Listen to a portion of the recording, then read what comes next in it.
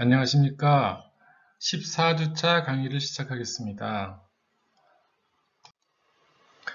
지난주에 멀티플리케이션 프로퍼티 또는 모듈레이션 프로퍼티에서 시간 영역에서 곱하기가 풀이 영역에서는 컨볼루션이다라는 이야기를 했습니다.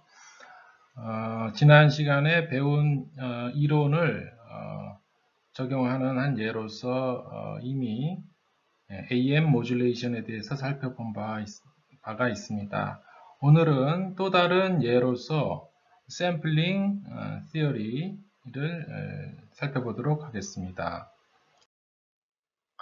샘플링 시어리에서는 우리가 continuous time 시그널을 샘플들로부터 완벽히 복구할 수 있는 어떤 조건들이 있다라는 이야기를 하는 이론으로서 우리가 아날로그 투 디지털 컨버전 또는 디지털 투 아날로그 컨버전을 우리가 실생활에 많이 사용을 하고 있습니다. 이미 즉 예를 들면은 핸드폰을 사용하는 경우에 있어서도 핸드폰 내부에는 마이크로 컴퓨터들로 디스크리트 타임 신호들이 처리가 되고 있죠. 우리가 말소리나 또는 어떤 음악이나 이런 것들은 아날로그 신호 있지만은 이러한 소리들을 아날로그 투 디지털 컨버전을 한 후에 컴퓨터로 처리를 하고 또는 기억을 메모리 소자들을 이용해서 기억을 하고 처리를 한 후에 다시 디지털 신호로부터 다시 아날로그 신호를 복구를 하는 이런 응용을 이미 우리가 생활 속에 널리 사용을 하고 있는 상황입니다. 이 속에 숨어있는 이론적인 배경을 오늘 살펴보고자 하는 것입니다. 컨티뉴어스 신호를 우리가 디스크리트 신호로부터 복구를 할 수 있습니다. 단 어떠한 조건을 만족시키는 경우에 한해서 우리가 완벽히 복구를 할 수 있다라고 이야기할 수 있는데 한번 다음과 같은 간단한 예를 한번 살펴보도록 하죠. 다음의 그림에서 진한 선이 있고 또 보면은 또 다른 이런 선들이 있죠. 가느다란 선, 점선들이 있습니다. 이것들은 동일한 디스크리트 신호, 즉 샘플들로부터 아날로그 신호를 복구한 경우가 되겠습니다. 즉 동일한 샘플 신호, 즉 디스크리트한 신호로부터 수많은 아날로그 신호를 복구할 수 있습니다. 단 여기서 어떠한 특정한 조건을 가하게 되면은 유일한 하나의 아날로그 신호를 선택을 할 수가 있는데 그 조건이 어떠한 조건이냐? 그것은 바로 만약에 어떤 신호가 밴드 리미티드 되어 있다라고 하면은 우리는 그러한 신호를 가지고 샘플들로부터 완벽히 아날로그 신호를 복구해낼 수 있다라는 사실을 이야기하고 있습니다.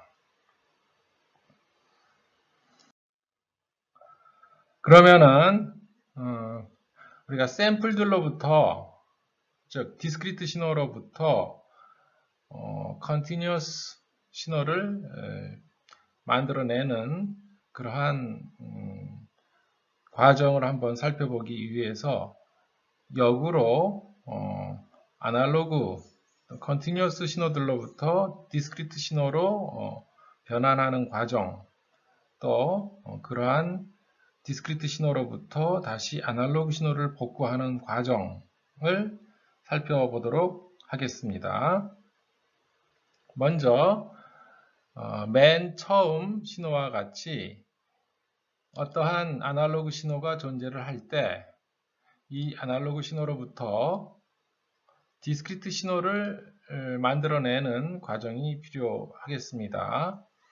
우리가 실질적으로 마이크로 프로세서를 이용한 처리 또는 메모리, 메모리에 저장을 하기 위해서는 디스크리트 신호로 변환할 필요가 있죠. 그래서 아날로그 투 디지털 컨버전을 하는 과정에서 우리가 샘플링이라는 이러한 오퍼레이션이 중간에 작용을 합니다. 이러한 샘플링 과정이라는 것은 두 번째 이러한 임펄스 트레인 또는 콤 펑션이라고도 하는데 이러한 임펄스 트레인하고 아날로그 신호하고의 곱으로서 샘플들을 뽑아내는 과정이 필요한 것입니다. 따라서 이러한 시간 영역에서의 곱하기를 우리가 풀이 영역에서 한번 해석을 하려고 하는 것입니다. 여기서 impulse train 또는 com 펑션은 주기함수로서 다음과 같은 형태의 신호가 될 것이고 주기, 샘플 주기는 여기서 t로 정한 것입니다.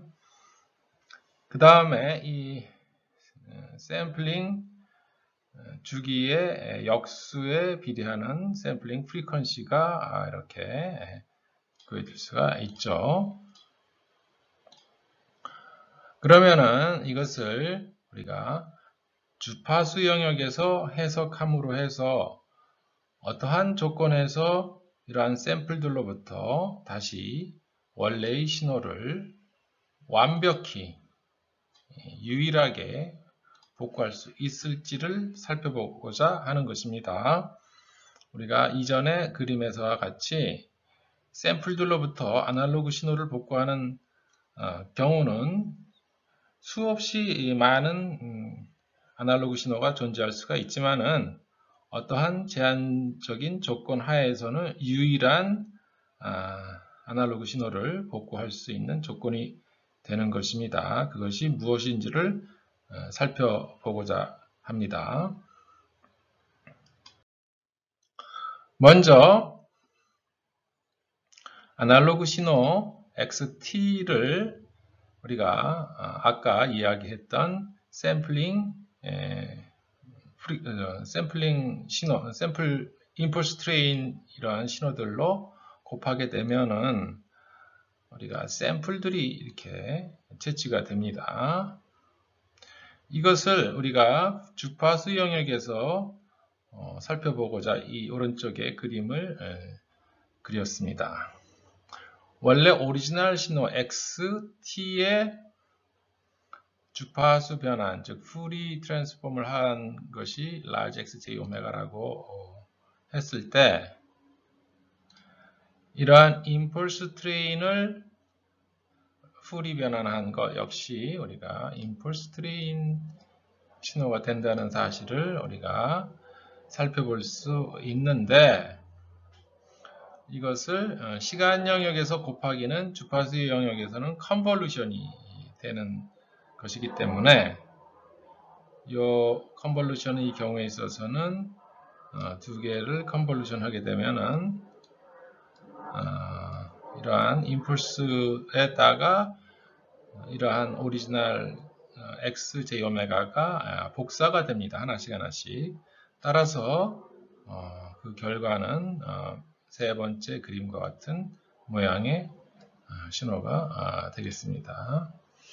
즉 주파수 영역에서는 디스크리트 신호를 우리가 살펴보면은 주파수 영역에서는 이러한 주기 신호 형태가 된다는 것을 알 수 있습니다. 시간 영역에서는 디스크리트 신호가 주파수 영역에서는 주기 신호가 된다라고 생각하면 됩니다.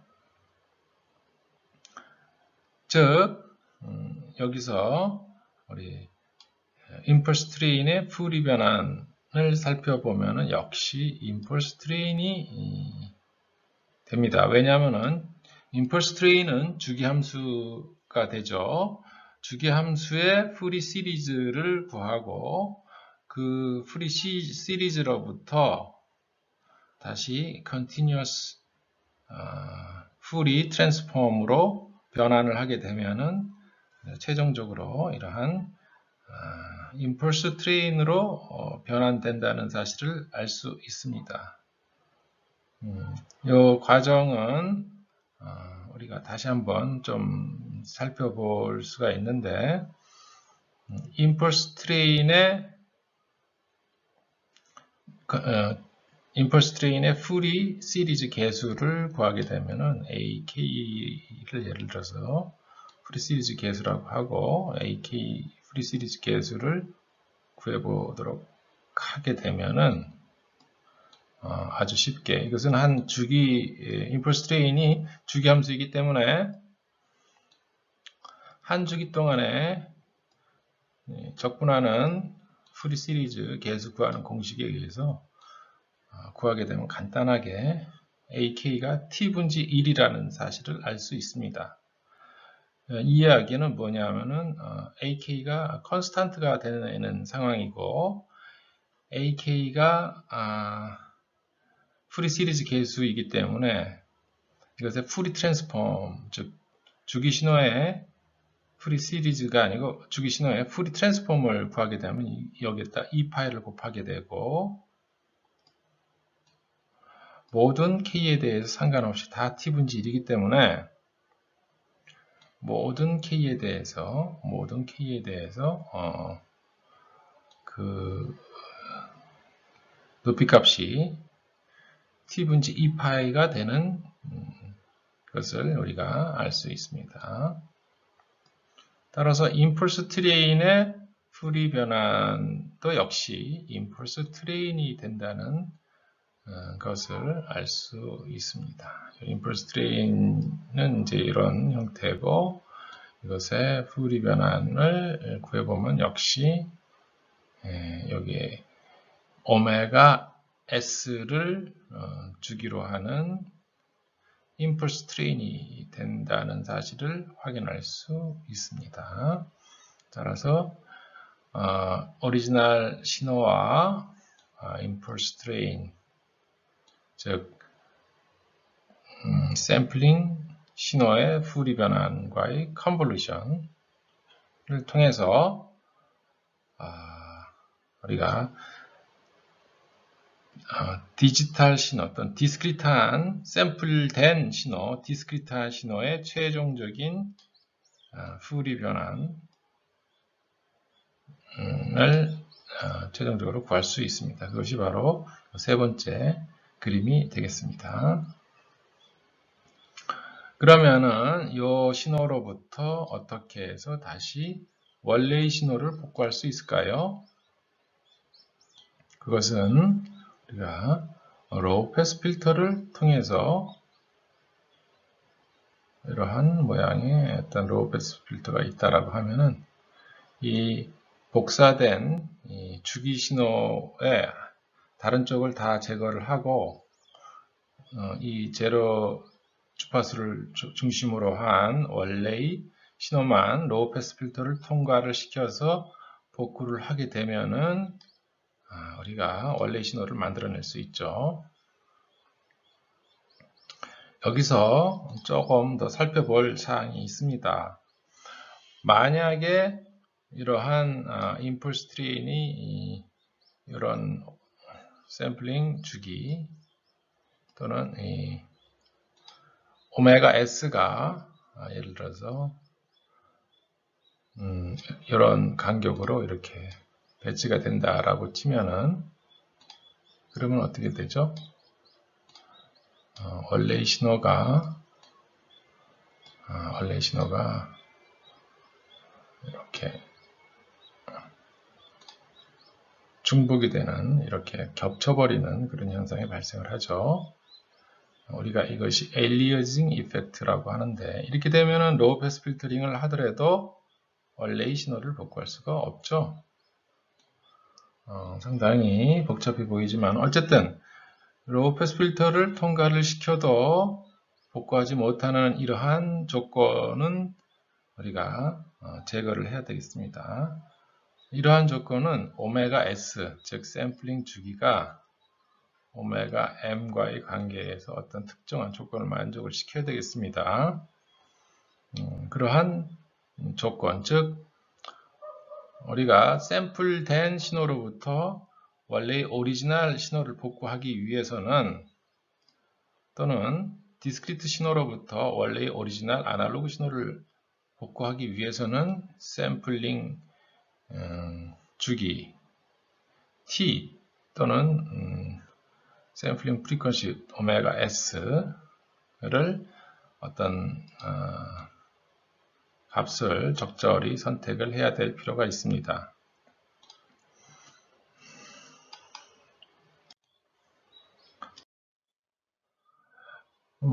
그것을 다시 한번 살펴보게 되면은 다시 이 오리지널 신호의 맥시멈 프리퀀시를 오메가 M이라고 치고, 요 샘플링 신호의 풀이 변한 샘플링 신호의 풀이 변환이 이렇게 역시 임펄스 트레인이 되는데, 요것의 맥시멈, 요것의 샘플링 프리퀀시 오메가 S가 예를 들어서 이렇게 하나씩 갖다 붙게 되는데, 복사가 되는데, 요것과 요것의 값, 즉 여기 오메가 M이고,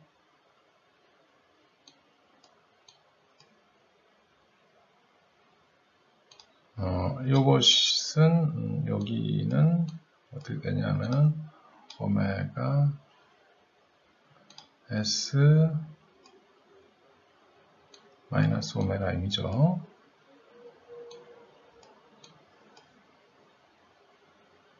따라서 이것이 겹치지 않으면은 원래의 신호를 복구할 수 있죠. 겹치게 되면 원래의 로우 패스 필터를 통과를 시키더라도 이것을 오메가 M이 오메가 S 마이너스 오메가 M보다 크게 되면은 이것이 겹치게 되는 상황이 발생을 하고, 그렇게 되면은 아무리 로우 패스 필터를 잘 만들어서 이렇게 복구를 하려고 해도 복구를 할 수가 없는 상황이 되죠. 따라서 조건은 완벽히 샘플들로부터 원래의 신호, 오리지널 아날로그 신호를 복구하기 위한 기본적인 조건은 이 오메가 M, 즉 오리지널 신호의 최대 맥시멈 프리퀀시보다 샘플링 주파수 오메가 S 마이너스 오메가 M이 더 커야 됩니다. 이러한 조건을 만족시키는, 즉 여기서 오메가 M을 이렇게 이항을 시키게 되면은 어떤 조건이 나오냐면은 이 조건, 즉 샘플링 주파수가 오리지널 신호 오메가 M 최대 오리지널 신호의 최대 맥시멈 프리퀀시의 2배 이상이 되면은 원래의 신호를 로우 패스 필터로부터 구할 수 있다. 완벽히 구할 수 있다. 이것이 바로 샘플링 시어리의 결론이 되겠습니다. 이것을 우리가 한번 다시 생각을 해보면은, 아까 맨 처음에 우리가 그림을 그렸었던 어떤 샘플들이 있다라고 할 때, 이런 샘플들이 있다고 할 때, 충분히 샘플링이 높다라고 오리지널 신호의 맥시멈 프리퀀시보다도 샘플링 주기가 충분히 높다라고 하면은 그 샘플들로부터 원래의 신호를 복구할 수 있다라는 사실을 우리가 상기해 보면은 여기서 만약에 오리지널 신호의 주파수가 많이 이렇게 상당히 높다라고 하면 그 사이에도 얼마든지 이렇게 변화가 심한 신호가 존재를 할 수 있죠. 따라서 이러한 신호는 우리가 복구를 할 수 없죠. 만약에 이러한 신호를 우리가 샘플링 했다라고 하면 이것은 복구를 할 수 있는 상황이 되겠습니다. 그래서 우리가 물리적으로도 이러한 그 상황을 이해하기 위해서는 이러한 그림으로부터 원래의 신호가 충분히 이렇게 샘플링 신호에 비해서 천천히 변하는 그러한 신호라고 할 때, 또는 바꿔서 얘기를 하면은 샘플링 주기가 원래의 신호보다 충분히 이렇게 주기가 높다라고 하면은 맥시멈, 즉 오리지널 신호의 맥시멈 주파수보다도 샘플링 주기가 충분히 높다, 2배 이상이다 라고 하면은 2배 이상이다라고 하면은 오리지널 신호를 복구할 수 있다라는 사실을 우리가 이 그림으로부터 확인할 수 있습니다.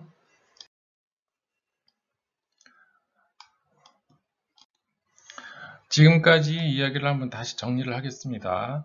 샘플링 시어럼이란 무엇이냐라고 할 때 오리지널 신호 XT의 풀이 변한 라지 XJ 오메가가 맥시멈 주파수 오메가 m보다 클 때는 제로인 그러한 어떠한 밴드 리미티드 된 신호다라고 라는 기본 가정이 있어야 될 테고, 또한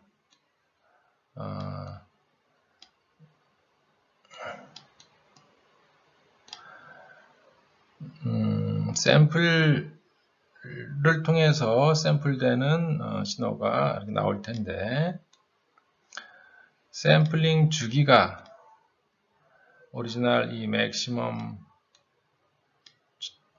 주파수 오메가 m보다 충분히 커서 2배 이상이 될 때 우리는 그 샘플들로부터 원래의 신호 XT를 복구해낼 수 있다라는 사실을 우리가 확인할 수 있다는 것입니다.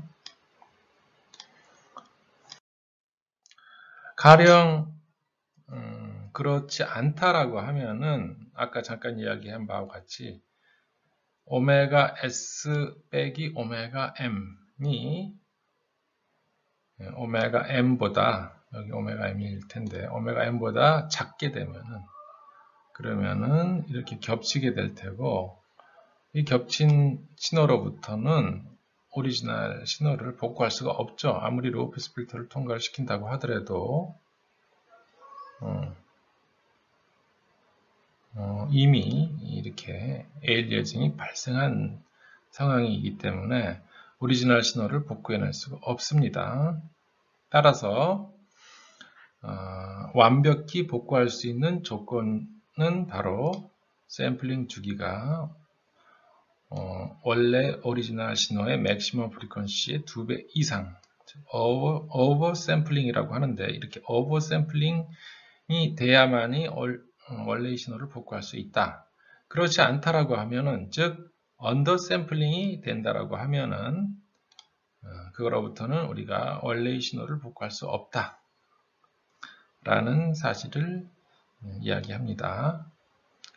언더 샘플링 같은 경우는 예를 들어서 신호가 막 이렇게 상당히 높은 주파수로 이렇게 변하는데, 샘플링을 천천히 이렇게 샘플링을 한다 치면 어떻게 되죠?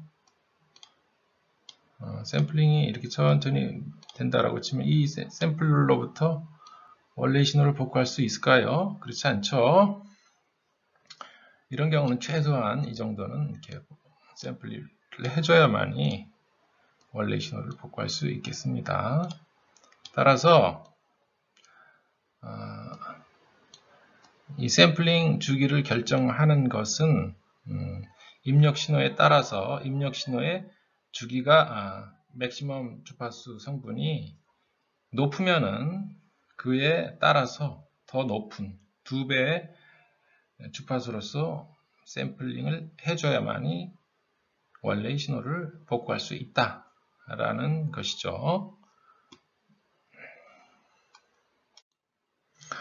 그러면은 왜 이렇게 아예 처음부터 맥시멈 프리퀀시 가능한 모든 맥시멈 프리퀀시보다 항상 높도록 아주 충분히 높은 샘플링 주기로 샘플을 하면 되지 않겠냐라고 얘기할 수도 있죠. 그렇지만은 그렇게 되면은 우리가 천천히 변하는 신호를 굳이 이렇게 아주 촘촘히 샘플을 하게 되면은 어떤 단점이 생기냐 하면은 비용이 많이 들죠.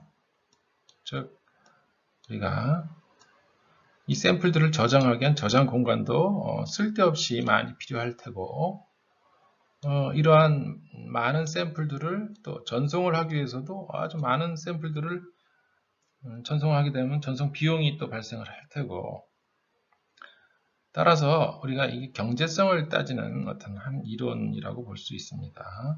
즉 천천히 변하는 신호는 우리가 천천히 샘플을 해도 상관이 없겠죠.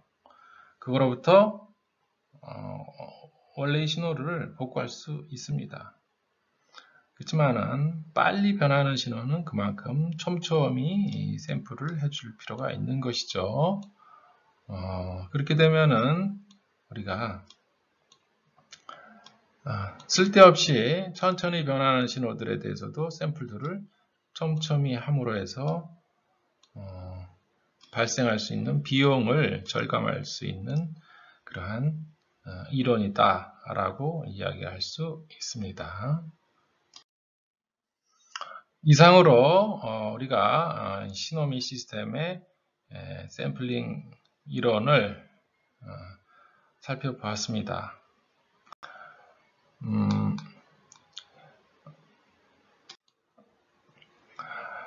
여기까지 시노미 시스템의 모든 이론을 우리가 살펴보았고 중간중간에 응용으로서 여러가지 이그젬플들을 살펴보았습니다. 지금 오늘 우리가 14주차 강의를 마치면서 그동안의 시노미 시스템의 내용들을 한번 다시 간략하게 정리를 해보면은 어떠한 신호의 처리를 위해서 시스템을 통과를 시키는 경우에 있어서 출력은 입력과 시스템의 임펄스 리스폰스의 컨볼루션으로 구할 수 있다는 사실과 만약에 주기 함수인 경우에는 우리가 풀이 시리즈로 어떠한 신호를 표현할 수 있다는 사실 또한 주기 함수가 아닌 경우에는 풀이 변환으로서 어떠한 신호를 표현할 수 있다는 사실을 살펴봤습니다. 그리고 최종적으로 우리가 주기 함수의 풀이 변환을 또 살펴보았죠. 즉 주기 함수 역시 풀이 변환의 일종으로서 주파수 도메인에서 디스크리트한 형태의 신호가 되겠습니다. 그 다음 우리가 살펴본 것은 컨볼루션 프로퍼티, 즉 시간 영역에서 어떤 시스템을 통과한 출력 y를 구할 때 입력과 시스템의 임펄스 리스폰스의 컨볼루션으로 표현되었던 사실을 상기하면서 그것을 주파수 변환으로 가져왔을 때는 그것이 단순한 곱하기로서 표현이 된다라는 것을 확인하였습니다. 즉 주파수 도메인에서는 입력과 시스템의 곱으로서 출력이 간단하게 표현될 수 있다라는 사실입니다. 또한 그것의 듀얼 관계인 멀티플리케이션 프로퍼티 또는 모듈레이션 프로퍼티를 살펴보았을 때 시간 영역에서 곱하기는 주파수 영역에서는 컨볼루션이다 라는 사실을 확인할 수 있었습니다.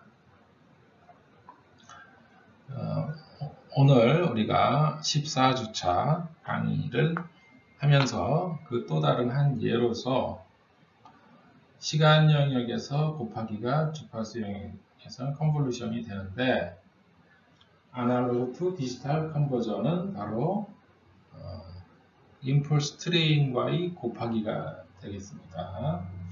임펄스 트레인과 어떤 아날로그 신호의 곱하기로서 디스크리트 신호를 뽑아낼 수 있겠죠.